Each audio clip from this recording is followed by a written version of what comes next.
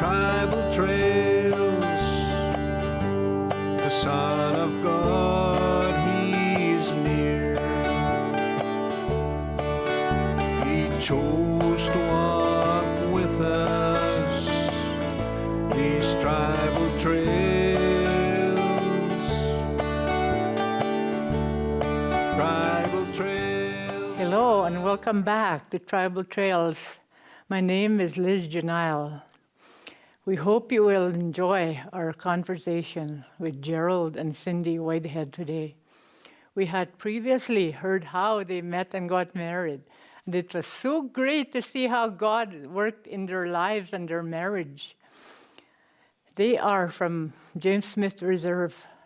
I have personally known them for 10 years. And I have really enjoyed seeing all the wonderful things that God has done in their lives. So now we'll pick up with Gerald sharing his story with us.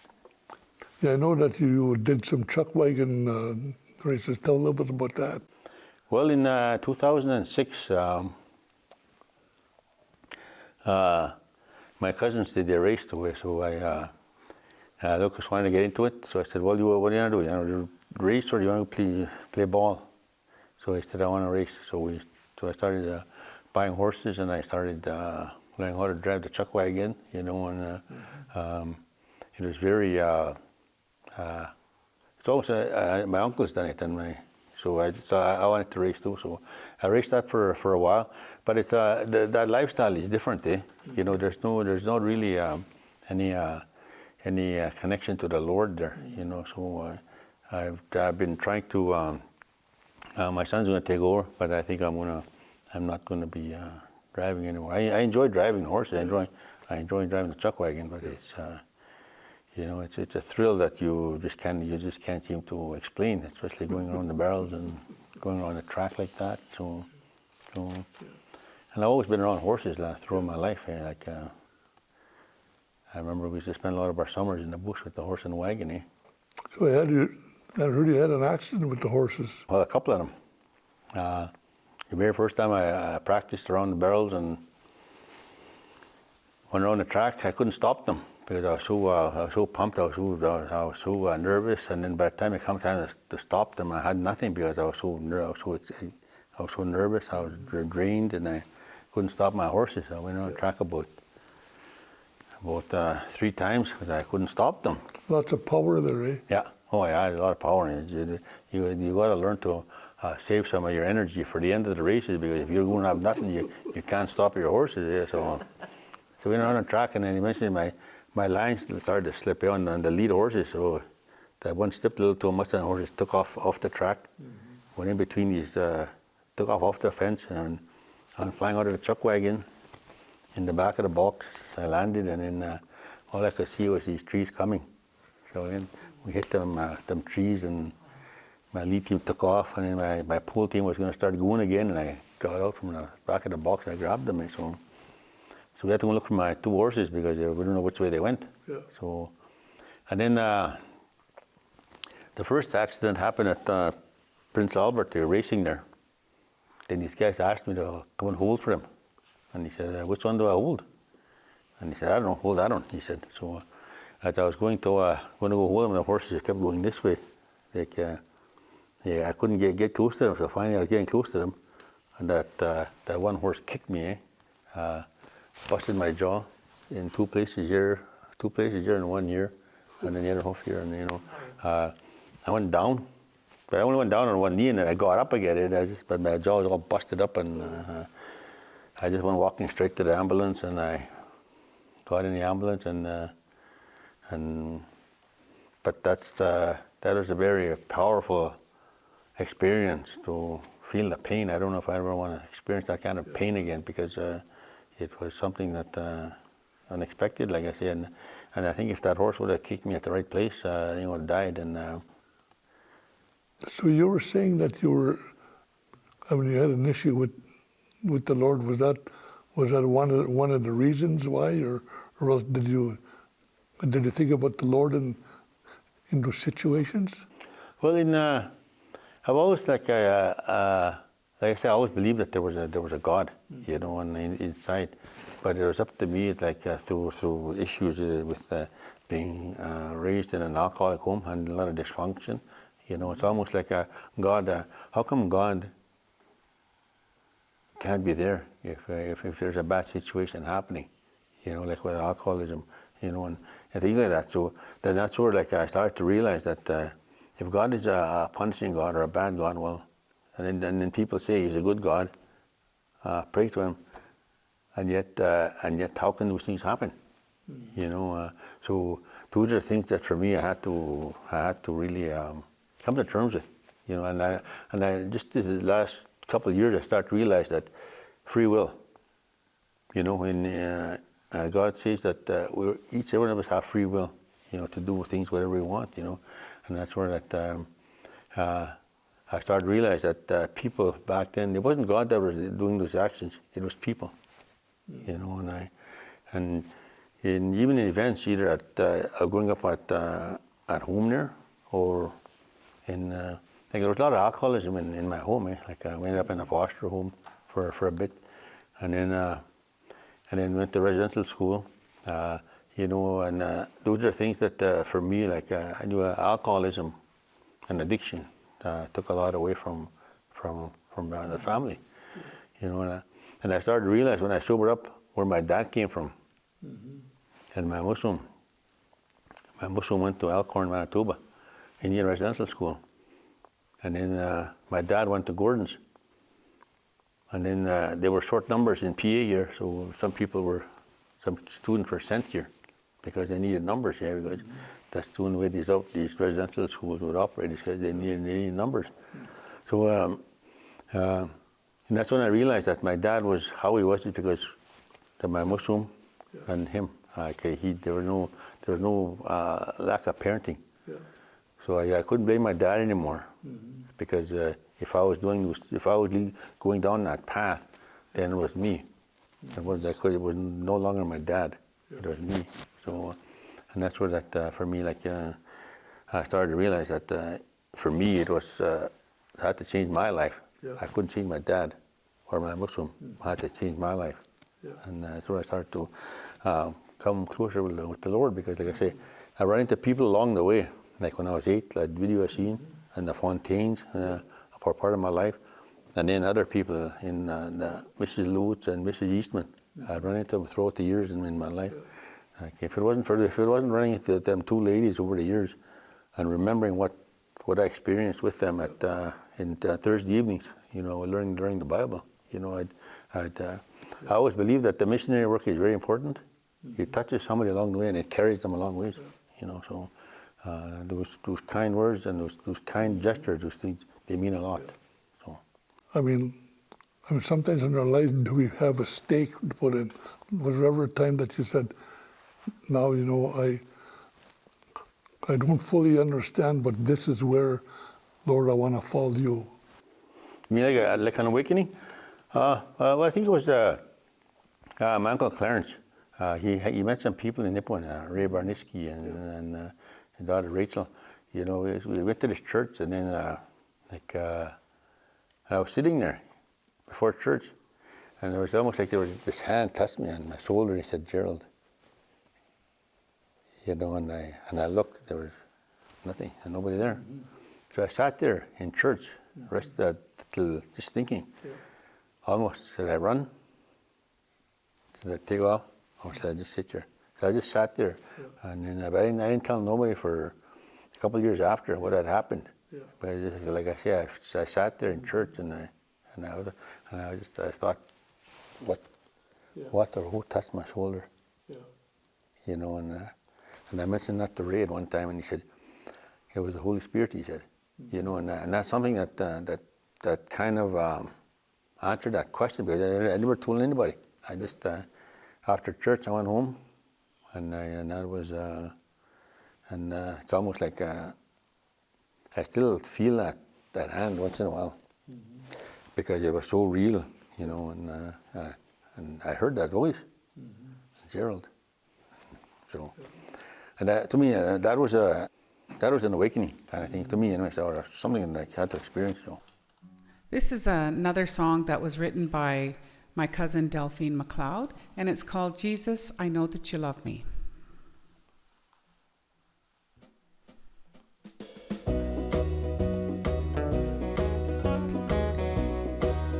I know that you are here, Lord. I know you hear my cry. I know you have the answers. In you my victory lies. I need to feel your presence, the touch of your hand.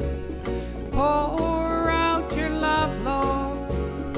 Help me make a stand. Jesus, Jesus, have mercy on me, Lord. Pour your love on me. Jesus, Jesus, Jesus, I know that you love me.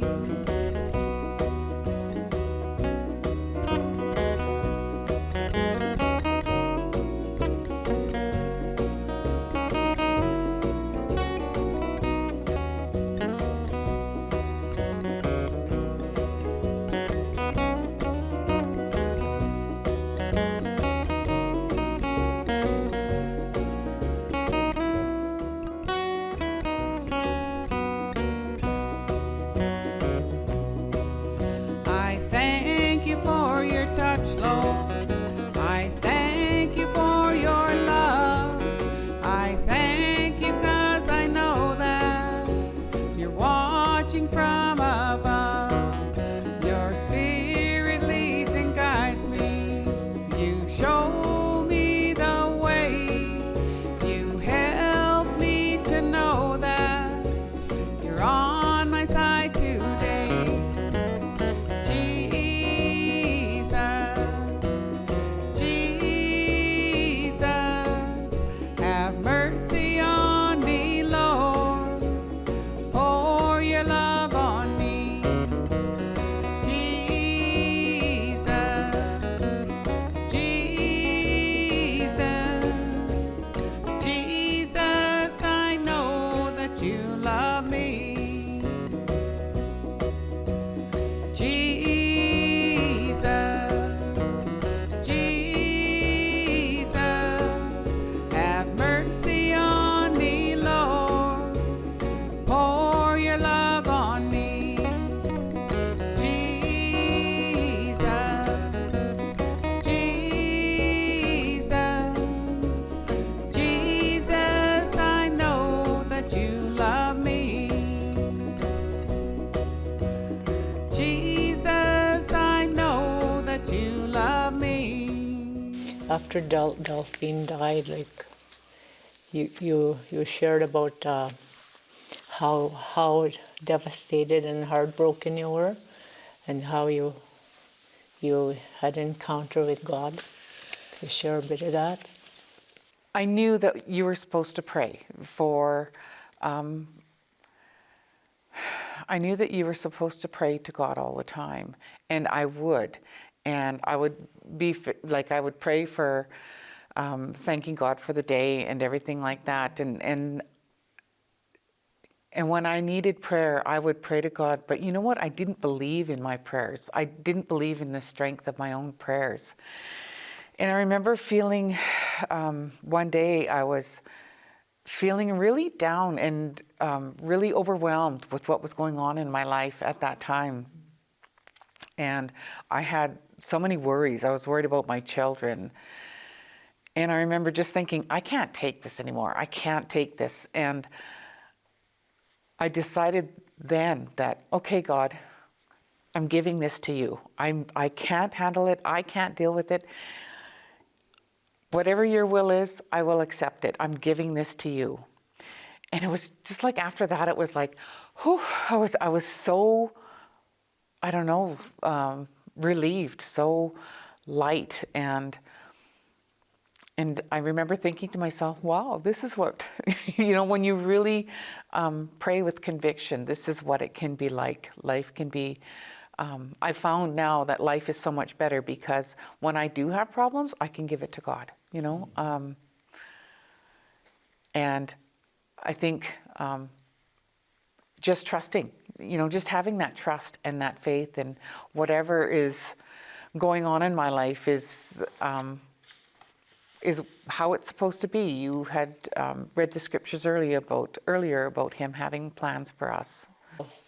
So how did God continue to work in your life after that, as to this day? After I lost Delphine, I relied a lot on my mother, and I had other people come into my life, and just going to church and reading the Bible.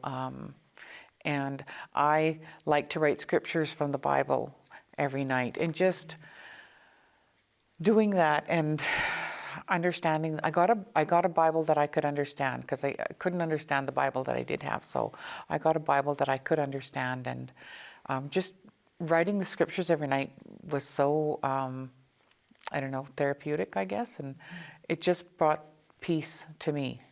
You started going to gospel jamborees and all that. I had started, of course, going with Delphine, and she went to a few gospel jamborees, and I enjoyed listening to the music. I remember early on, gospel music would make me cry, because I always associated them with the words with funerals and everything else. But after I started really listening to the messages in the songs, I found them so encouraging and supportive and hopeful. I know that when I'm not on this earth anymore, I will be with the Lord, and I look forward to that.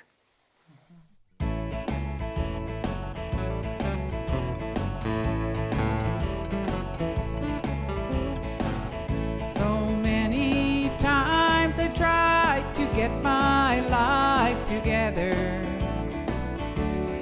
Those old barroom songs, they wouldn't let me be. Jesus heard my heart crying. He said, girl, there's no use trying. Just bring your old guitar and follow me. Now I know there's no hillbilly heaven.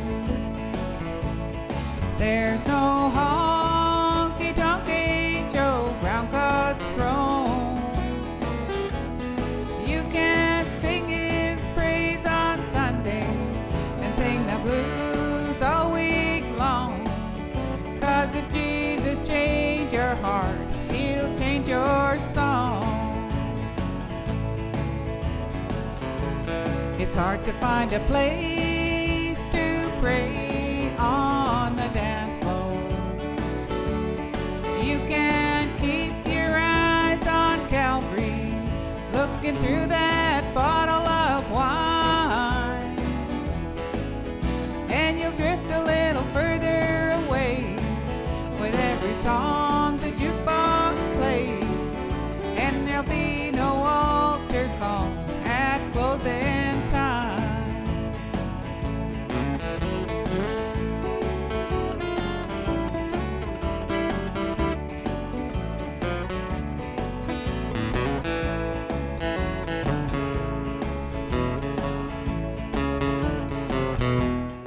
For we know that when this earthly tent we live in is taken down, that is, when we die and leave this earthly body, we will have a house in heaven, an eternal body made for us by God Himself, and not by human hands. Now I know there's no hillbilly heaven. There's no honky-tonky Joe Brown God's throne. You can't sing His praise on Sunday and sing the blues all week long. 'Cause if Jesus changed your heart, He'll change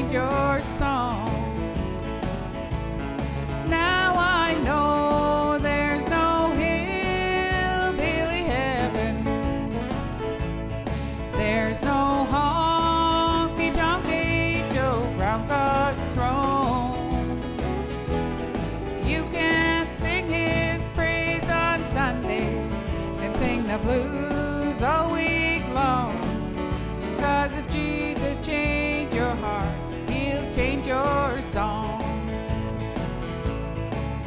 'Cause if Jesus changed your heart, he'll change your song. Change your song. And we met each other, you called us to go to this place where you worked, and I was wondering who this Cindy Ghostkeeper was. And when I met you, it was just God's timing, I guess. And we've been together ever since, you know, singing and praying, Sharing songs and yeah, Bible studies. by having Bible studies. It's. I will say that since Gerald and I have started walking closer to God, you know, we've found Christian friends, and that's who we try to spend our time with is Christian friends. It's just so. Not that, how can I say this? Not that our friends who are not fully walking with the Lord, not that they're not important to us, they are, but for us it's comforting, I guess, and we find strength, you know, we find strength. Would you like to share a verse that means a lot to you? Well, for myself, I like the verse from Matthew 17, verse 20. And Jesus said unto them, because of your unbelief, for verily I say unto you, if ye have faith as a grain of mustard seed, ye shall say unto this mountain, remove hence to yonder place, and it shall remove, and nothing shall be impossible unto you. To me, that just provides so much hope, so much. It's what faith can do, you know. Life can't get you down if you have faith in God. How about you, Gerald? Do you have a favorite verse? Everybody knows this verse, John 3:16. That's the only time that that's the very first verse that I remember, because, like I said, the Fontaines came there and they let us know about the Bible and things like that. And so, everyone knows that John 3:16. For God so loved the world that He gave His only begotten Son, that whosoever believeth in Him should not perish but have everlasting life.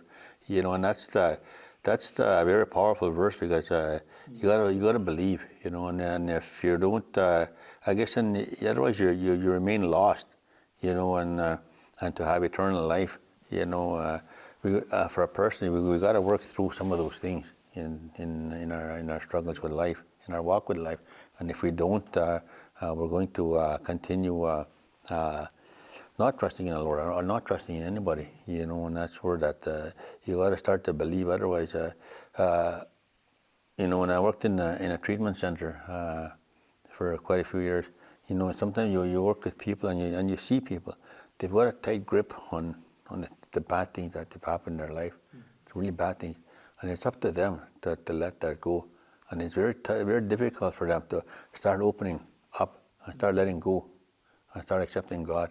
And that's where I was, because I had to really let go of the things that happened in my life, and to move on from that, you know. And then it's almost like once you let that go, it's gone, and you put it in God. Is there any encouraging word you like to share with the people out that are watching? It really matters who you put in your life. I would encourage everybody to, of course, read the Bible every night. Even if you don't understand it, it will start to make sense to you. I remember when I first started reading the Bible, I started at Genesis, of course, and I became discouraged because there was so much violence and hate in some of those, you know, in that Bible, and I couldn't understand it. And I remember talking to a Christian friend about that, and after our talk, it was a lot easier to read the Bible. You know, she talked about free will. She talked about, you know, before Christ. Yeah. So I would encourage everybody to read the Bible, and find some Christian friends. I mean, it's made such a difference in our lives.